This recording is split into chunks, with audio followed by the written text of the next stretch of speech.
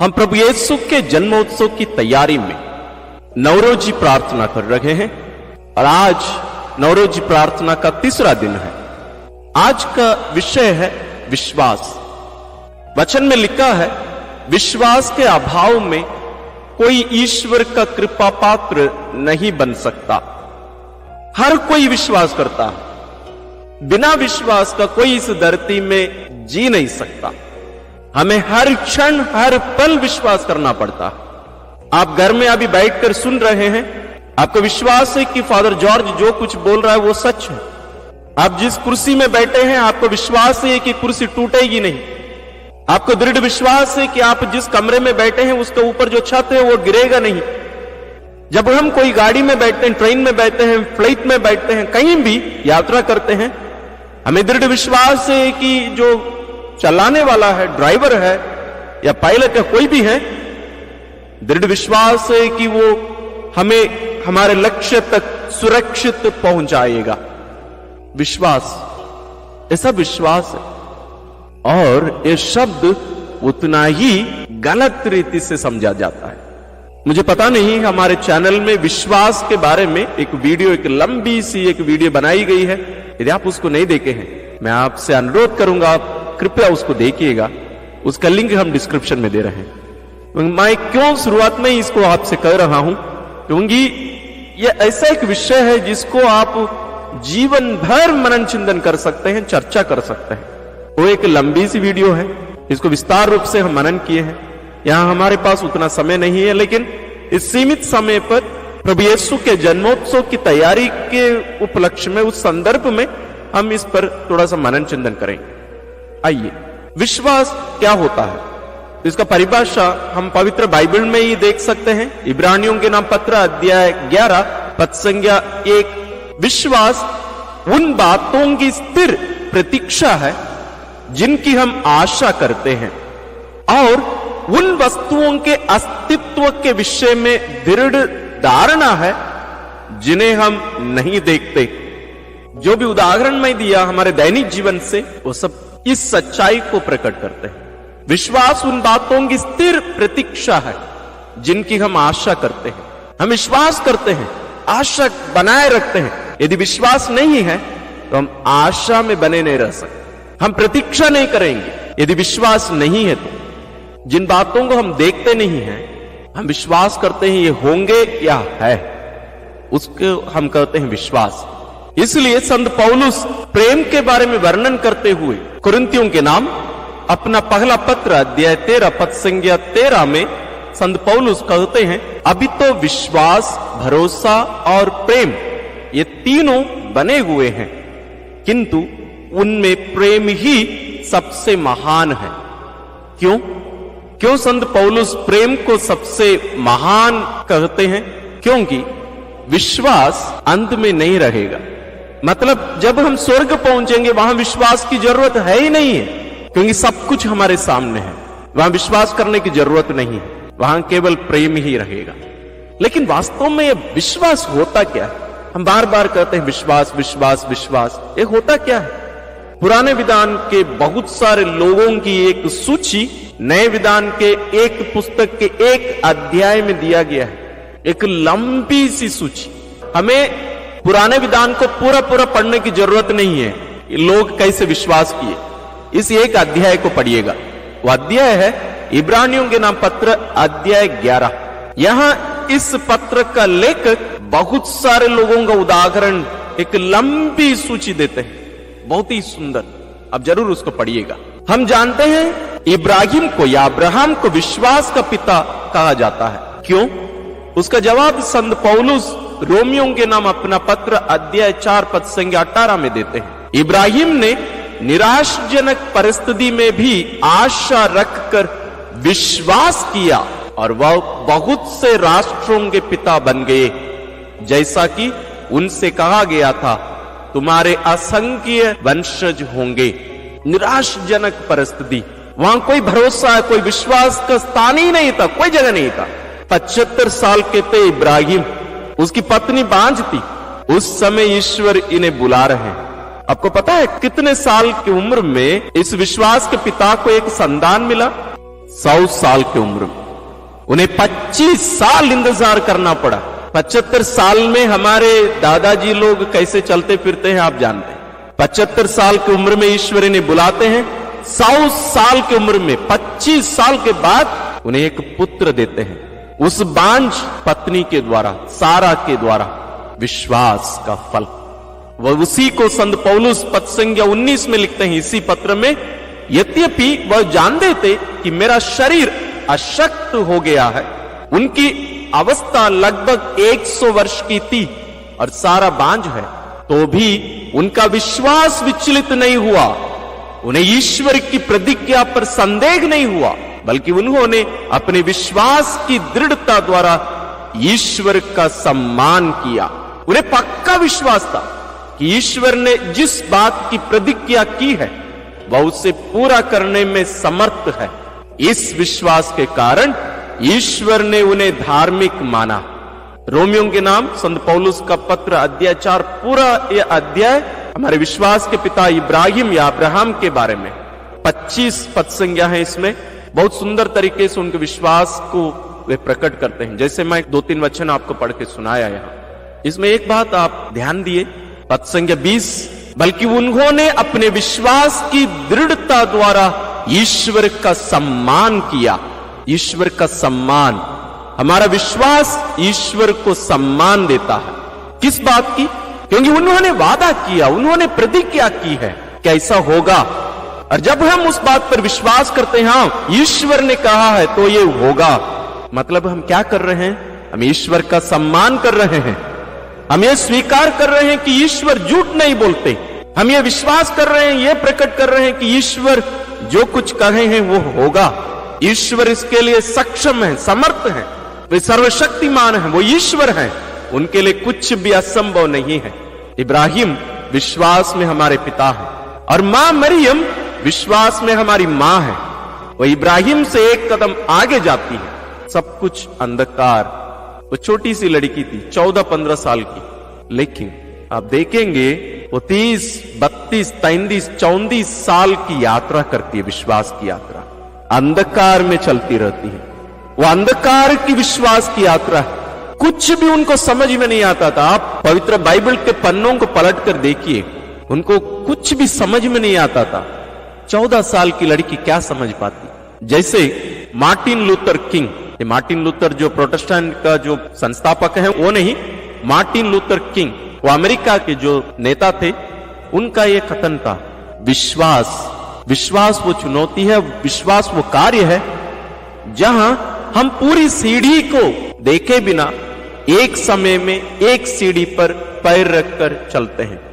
ये सीढ़ी आगे कहां जाएगी पता नहीं, लेकिन इतना पक्का विश्वास है कि इसके आगे भी एक सीढ़ी है, एक लक्ष्य की ओर, एक जगह की ओर ले चल रही है। इतना दृढ़ विश्वास, वही है उनके अनुसार विश्वास। हमारे लिए विश्वास क्या है? लेकिन इस विषय को इस क्रिसमस के अवसर पर या क्रिसमस की तैयारी के अवसर पर मैं क्यों लिया? उसका कारण यह है प्रिय भाई और बहनों, विश्वास केवल शब्दों से स्वीकार करना नहीं है। विश्वास प्रत्युत्तर है, उचित प्रत्युत्तर। इसको ध्यान में रखिएगा, उचित प्रत्युत्तर। इब्रानियों के नाम पत्र अध्याय 1 पद संख्या 1 से 3 में आप पूरा पढ़ के देखिएगा। केवल मैं 1-2 वचन उसमें पढ़ के सुना रहा हूं।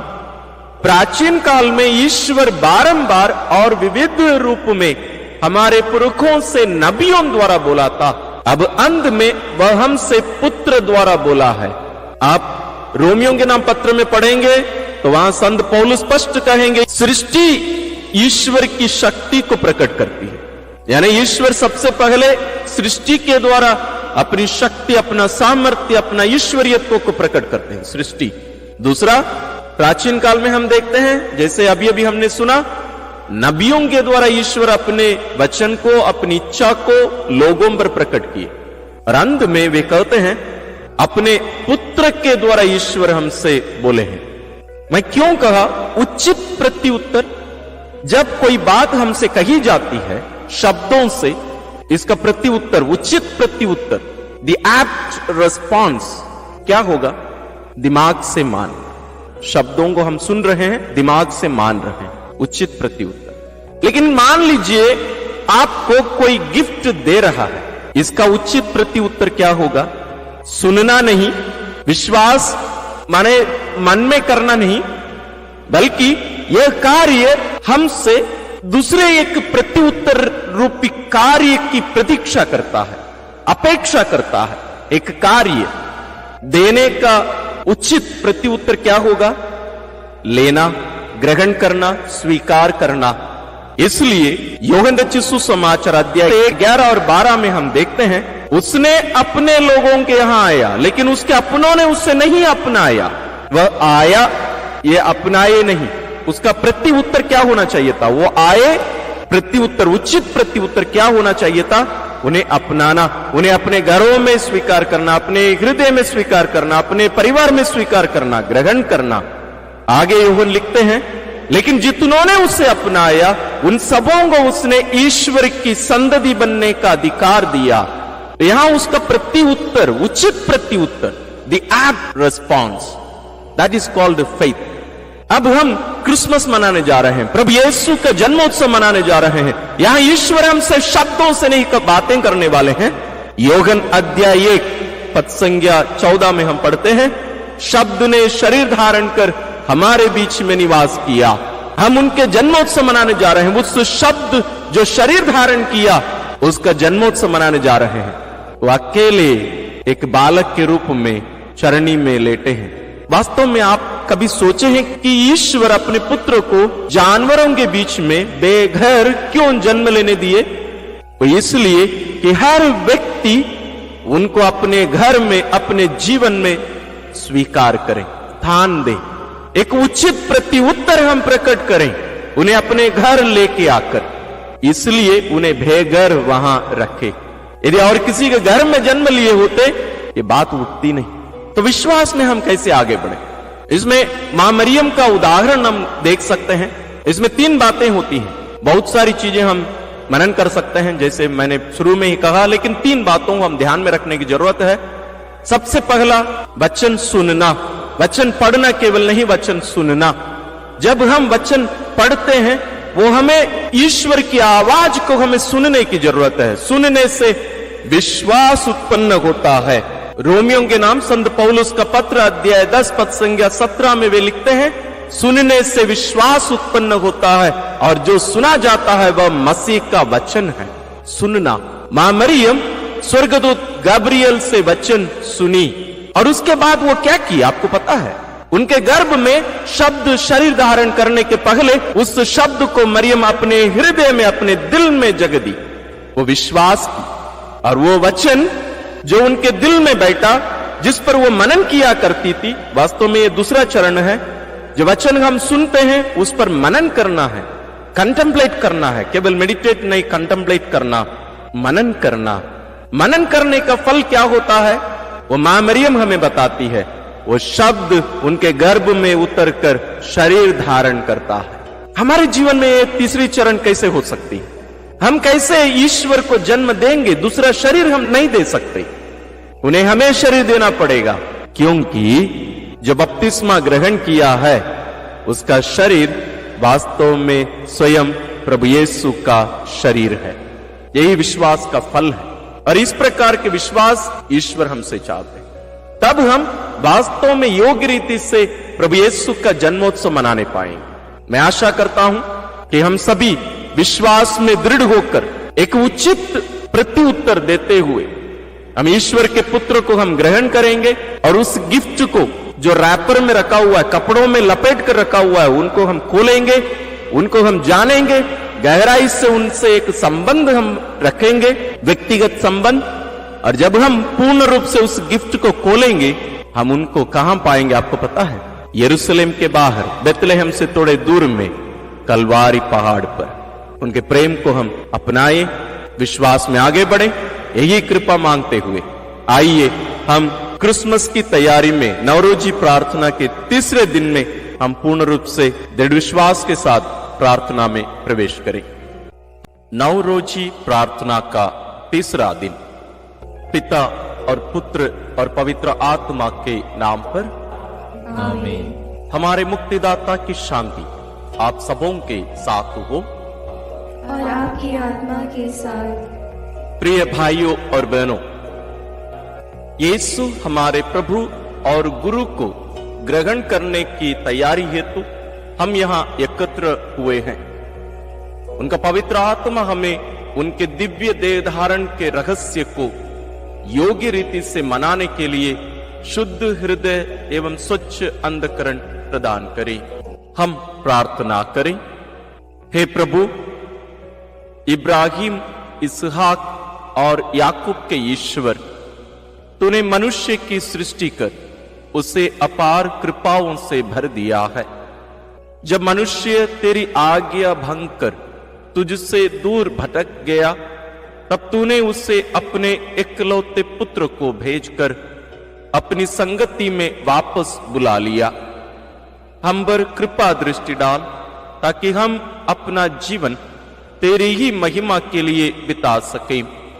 हम यह प्रार्थना करते हैं अपने प्रभु तेरे पुत्र यीशु ख्रिस्त के द्वारा, जो तेरे तथा पवित्र आत्मा के संग एक ईश्वर होकर युगानुग जीते और राज्य करते हैं।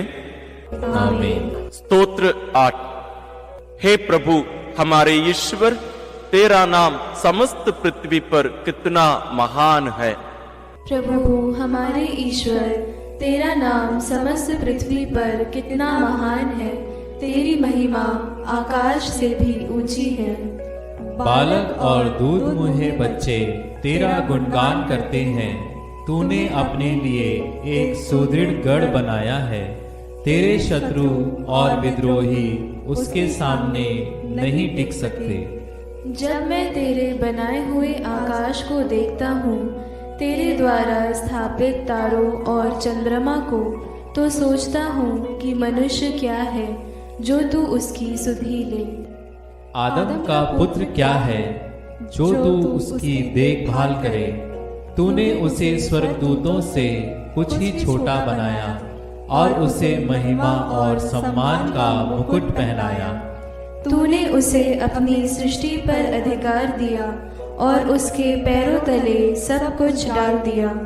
सब भेड़ बकरियों, गाय बैलों और जंगल के बनेले पशुओं को, आकाश के पक्षियों, समुद्र की मछलियों और सारे जलचरी जंतुओं को, प्रभु हमारे ईश्वर, तेरा नाम समस्त पृथ्वी पर कितना महान है। पिता, पुत्र और पवित्र आत्मा की महिमा होवे, जैसे वह आदि में थी, अब है और अनंत काल तक सदा रहेगी। आमीन। हे प्रभु हमारे ईश्वर, तेरा नाम समस्त पृथ्वी पर कितना महान है। कुरिन्थियों के नाम संत पौलुस का पत्र, अध्याय 1, पद संख्या 3 से 9। हमारा पिता ईश्वर और प्रभु ईसा मसीह आप लोगों को अनुग्रह तथा शांति प्रदान करे। आप लोगों को ईसा मसीह द्वारा ईश्वर का अनुग्रह प्राप्त हुआ है। इसके लिए मैं ईश्वर को निरंतर धन्यवाद देती हूँ। मसीह का संदेश आप लोगों के बीच इस प्रकार दृढ़ हो गया है कि आप लोग मसीह से संयुक्त होकर अभिव्यक्ति और ज्ञान के सब प्रकार के वरदानों से संपन्न हो गए हैं। आप लोगों में किसी कृपादान की कमी नहीं है और आप सब हमारे प्रभु ईसा मसीह के आगमन की प्रतीक्षा कर रहे हैं। ईश्वर अंत तक आप लोगों को विश्वास में सुदृढ़ बनाए रखेगा, जिससे आप हमारे प्रभु ईसा मसीह के दिन निर्दोष पाए जाएं। ईश्वर सत्य प्रतीक है। उसने आप लोगों को अपने पुत्र हमारे प्रभु ईसा मसीह के सहभागी बनाने के लिए बुलाया है। प्रभु की वाणी। ईश्वर को धन्यवाद। मरिया गान। हम अपनी पवित्र माता के साथ जीवंत ईश्वर का गुणगान करें। मेरी आत्मा प्रभु का गुणगान करती है। मेरा मन अपने मुक्तिदाता ईश्वर में आनंद मनाता है, क्योंकि उसने अपनी दीन दासी पर कृपा दृष्टि की है। अब से सब पीढ़ियां मुझे धन्य कहेंगी, क्योंकि सर्वशक्तिमान ने मेरे लिए महान कार्य किए हैं, पवित्र है उसका नाम। उसकी कृपा उसके श्रद्धालु भक्तों पर पीढ़ी दर पीढ़ी बनी रहती है। उसने अपना बाहुबल प्रदर्शित किया है, उसने घमंडियों को तितर बितर कर दिया है।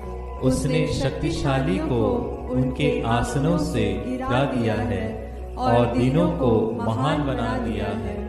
उसने दरिद्रों को संपन्न किया और धनियों को खाली हाथ लौटा दिया है।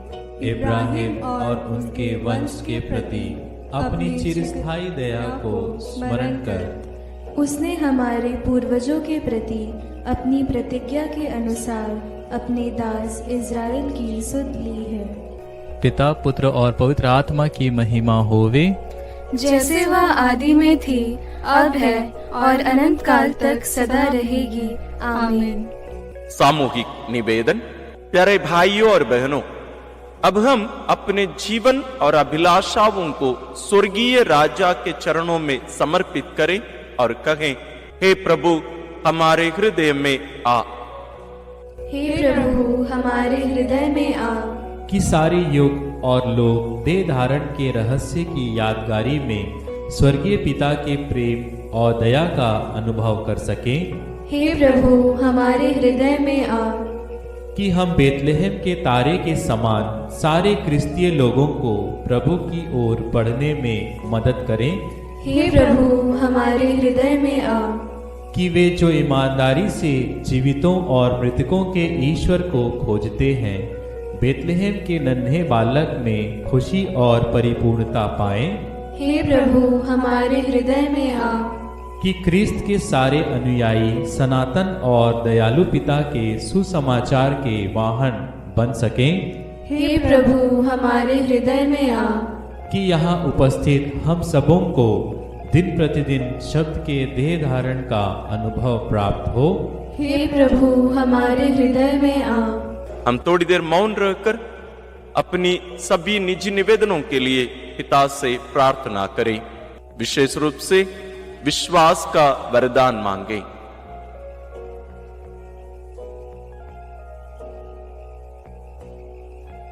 सारी दुनिया से संयुक्त होकर हम पिता ईश्वर को उन्हीं के शाश्वत पुत्र के शब्दों में पुकारें और कहें, हे हमारे पिता जो स्वर्ग में है, तेरा नाम पवित्र माना जाए, तेरा राज आए, तेरी इच्छा जैसे स्वर्ग में वैसे पृथ्वी पर भी पूरी हो। हमारा प्रतिदिन का आहार आज हमें दे और हमारे अपराध हमें क्षमा कर, जैसे हम भी अपने अपराधियों को क्षमा करते हैं, और हमें परीक्षा में न डाल परंतु बुराई से बचा। आमीन। आह्वान भजन। आइए हम शांति के राजा को हमारे हृदयों में राज्य करने के लिए आमंत्रित करें। हे प्रभु हमारे नेता और राजा, शांति स्थापित करने आ, हमारे आंसू पोंछने आ, हमें विनम्र बनाने आ और हम पर राज्य कर।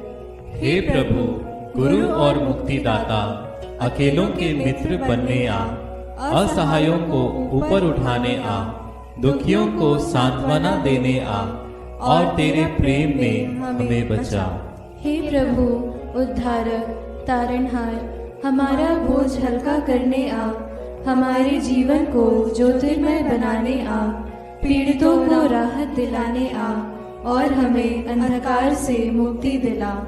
हे प्रभु ईश्वर और सृष्टिकर्ता, सृष्टि का नवीनीकरण करने आ, अपना व्यवस्थान लागू करने आ, सद्भावना उत्पन्न करने आ और हमारे जीवन को संचालित करने आ।